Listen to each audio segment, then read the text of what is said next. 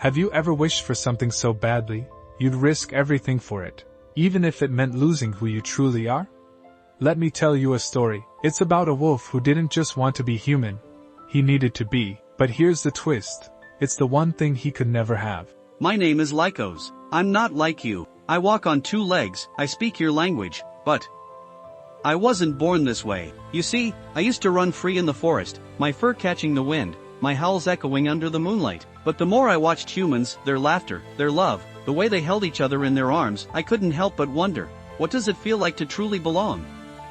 And that's where everything began. For years, I lived on the edges of your world. I watched from the shadows, studying you, the way you cried when you thought no one was looking, the way you sang songs under the stars, even when your voice cracked, the way you smiled at strangers on the street, like maybe, just maybe, they'd smile back. I wanted that. I craved it so deeply it felt like my chest might split open. But I was trapped in this body, a body that didn't fit, a body that kept me outside of everything I wanted to be inside of. And then, one night, under a blood-red moon, I heard the whispers. Ancient, forbidden whispers. They came from the oldest wolf in the pack, the one no one dared to question. There's a way, he said, a way to shed your fur and walk among them, but it will cost you everything. I couldn't sleep that night. The thought of becoming human, it consumed me. Could I leave my pack behind? Could I survive without the wind in my fur or the earth beneath my paws? But the pull was too strong. I had to try. The old wolf told me about a ritual. You'll need to find the Moonstone, he said. It lies deep in the forgotten forest, guarded by shadows that even we fear. If you survive, the Moonstone will grant your wish, but it won't grant it for free. What did he mean by that? I didn't know, and I didn't care. I was desperate. The journey to the forgotten forest was brutal. The nights were colder than I'd ever felt. My paws bled from the sharp stones. The growls of unseen creatures haunted every step I took. And the whispers?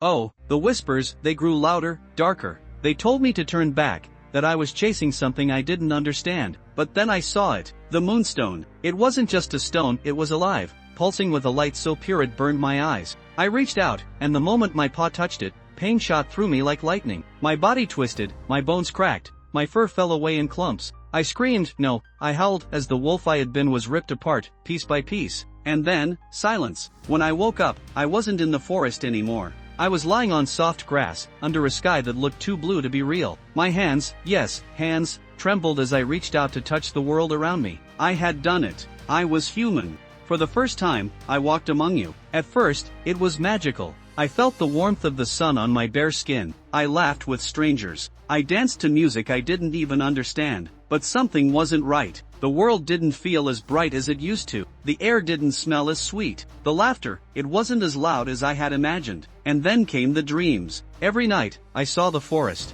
my pack, their voices calling out to me, asking why I had left them. I tried to ignore it. I told myself I was happy, that this was what I had always wanted. But I wasn't happy. I felt hollow. One night, as I sat under the same blood-red moon that had started it all, I finally understood. I had given up everything, my pack, my freedom, my identity, for something that wasn't real. I wanted to be human because I thought it would make me whole. But in chasing that dream, I had lost the one thing that truly made me who I was. I don't know how much time I have left. The whispers warned me that the Moonstone's gift wasn't permanent. And now, I can feel it, my claws growing back, my fur returning. I don't regret what I did. I had to know. But if I could go back, I'd tell that younger version of me that being human isn't about walking on two legs or speaking a certain way. It's about connection. It's about finding your pack, your people, and holding on to them no matter what. And as I feel myself transforming back, I know one thing for sure. I may never be human, but I can still love, laugh, and howl under the moonlight. And that's enough for me. What would you do if you had to choose between your dreams and your true self?